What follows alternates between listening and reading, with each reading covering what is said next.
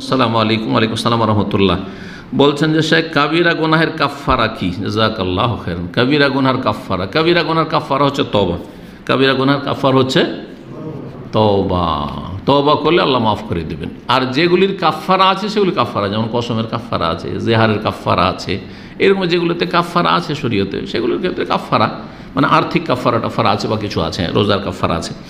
কিন্তু যে কোনো কাবিরা গুনাহ যদি আল্লাহর হক নষ্ট করে থাকেন তাহলে 3টি শর্তে তওবা, আর মানুষের হক নষ্ট করেন তাহলে 4টি শর্তে তওবা। কি? 1 নম্বর, গুনাহ থেকে তওবা করা। কি করতে হবে? স্টপ, গুনাহ বন্ধ করে দিতে হবে, থেমে যেতে হবে।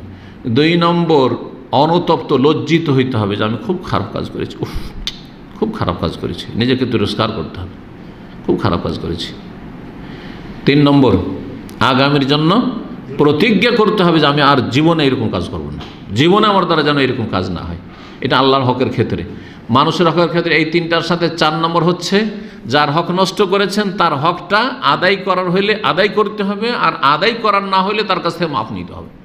যেমন টাকা পয়সা বেইমানি করে রেখেছেন, ধার নিয়ে রেখেছেন, আর দিচ্ছেন না, এখন দেন, তাড়াতাড়ি দেন। এটাই তওবা আপনার, এটাই হচ্ছে তওবা। কেউ আপনার কাছে কাজ করেছে, পয়সা দেননি, আপনি মজদুরি দেননি, তাড়াতাড়ি দেন, তাহলে তওবা। না হলে কোনো তওবা নেই, মুখে আস্তাগফিরুল্লাহ পড়ে কোনো লাভ হবে না, আল্লাহ মাফ করবেন না, বান্দার হক।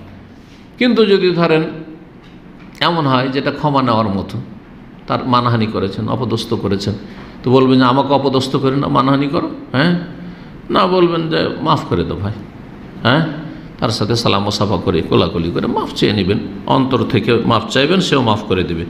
সূরা নিসার আয়াত নম্বর 17-তে আল্লাহ বলছে ইন্নামাত তাওবাতু আলাল্লাহি লিল্লাযিনা ইয়ামালুনা সুআ বিজাহালা। সত্যিকারের তওবা হচ্ছে আল্লাহর কাছে ওই সব লোকদের, আল্লাযিনা ইয়ামালুনা সুআ বিজাহালা, যারা মন্দ কাজ করে ফেলে অজ্ঞতাবশত।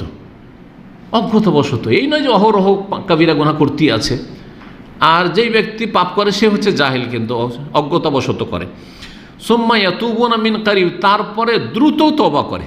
তাহলে কি করতে হবে? মিন কারিব, তাড়াতাড়ি তওবা করতে হবে। এই নয় যে 6 মাস হয়ে গেল, 1 বছর হয়ে গেল, মেলা দিন হয়ে গেল, মাস হয়ে গেছে, তওবাই করে না। না না না, কখন মরে যেতে পারে, মরার আগে তওবা করে, না হলে জাহান্নামে যেতে হবে, কবরের আযাব পেতে হবে।